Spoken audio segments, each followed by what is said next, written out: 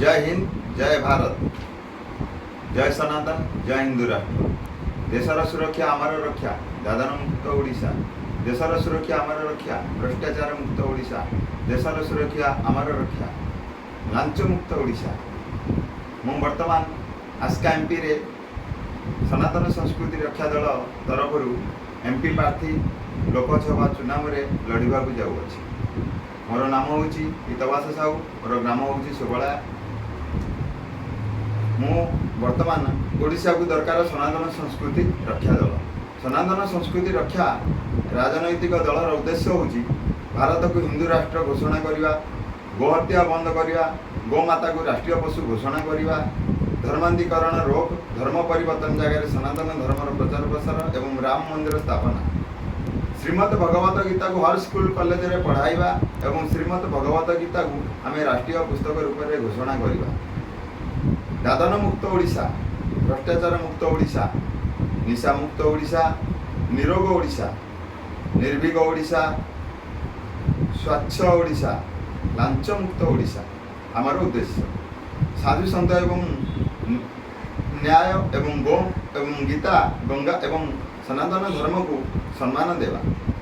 मंदिर आदाय पैसा सरकार को न दे पूजारी मान को दरमा देवा।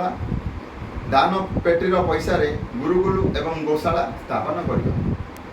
दादन श्रमिक मान को स्वावलंबी करवा। ओडिशा रे कपड़ा उद्योग इंडस्ट्रियल जोगाइबा एवं तार लोन सुविधा करवा, रोजगार क्षम करवा।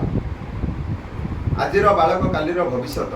बालक मान अंगनवाड़ी एवं स्कूल रे गुरुकुल शिक्षा, संस्कार, खाद्य एवं कपड़ा योग्य एवं उच्च शिक्षित टंका लांच न दे योग्य शिक्षित को चाकरी प्रदान करवा।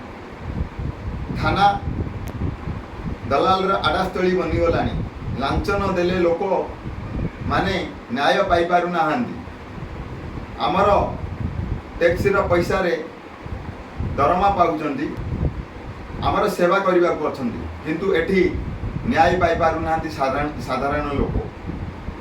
तहसिल ऑफिस दलाल आडास्थली बनीगला। निजर जगार प्रकृत अधिकारी लांच न देले जमीर पट्टा दिया निज ना रे पारु नाही। ब्लॉक ऑफिस दलाल आडास्थली बनीगला।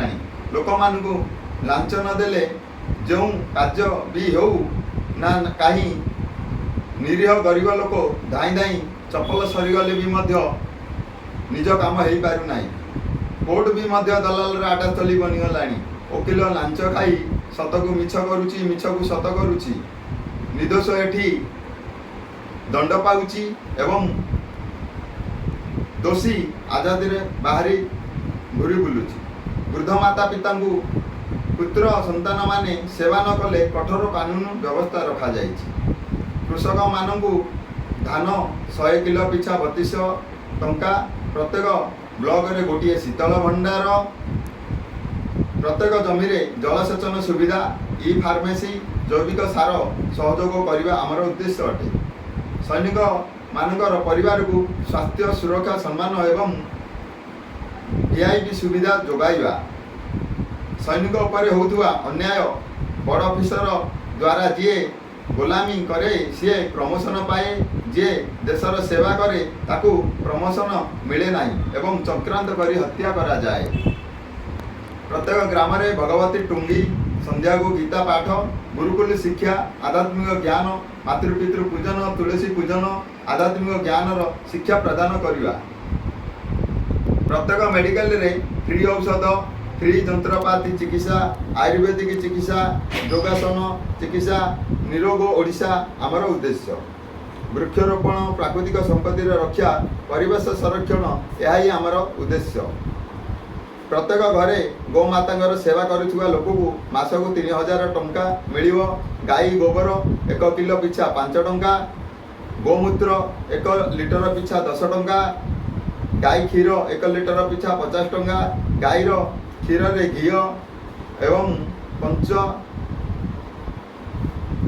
गर्भ्य एवं गैसलैंड, गोबर गैसलैंड, जैविक सार एवं 100 प्रकार उपकरण, उदाहरण जेपरी गोबर गैस, ଗୋବରରୁ କଲର, ଅଗରବତୀ ଏପରି ଉଦ୍ୟୋଗ ବନାଇବା ଆମର ଉଦ୍ଦେଶ୍ୟ ଅଟେ। ଗୋହତ୍ୟା ବନ୍ଦ ହେଉ। ଗୋ ହତ୍ୟା କରୁଥିବା ଲୋକକୁ କଠୋର କାନୁନ ଦଣ୍ଡ ଦିଆଯାଉ। ରୋହିଆ ଫେରିବାଲା Bangladeshi voter ID checking criminal କାର୍ଯ୍ୟରୁ ଓଡ଼ିଶାକୁ ନିୟନ୍ତ୍ରଣ କରିବା। ଡ୍ରାଇଭର ଭାଇମାନଙ୍କୁ ଜୀବନ ବୀମା, ସ୍ଥାନେ ବିଶ୍ରାମ ବ୍ୟବସ୍ଥା, ମଦ୍ୟକ ଦ୍ରବ୍ୟର ସେବନ କରି ଗାଡ଼ି ଚଲେଇଲେ କଠୋର କାନୁନ ବ୍ୟବସ୍ଥା ଆମର ଉଦ୍ଦେଶ୍ୟ। ଆସିକା ଚିନିକଳର ପୁନରୁଦ୍ଧାର ଏବଂ ନୂଆ ସୂତାକଳ ସ୍ଥାପନା କରିବା ଆମର ଉଦ୍ଦେଶ୍ୟ।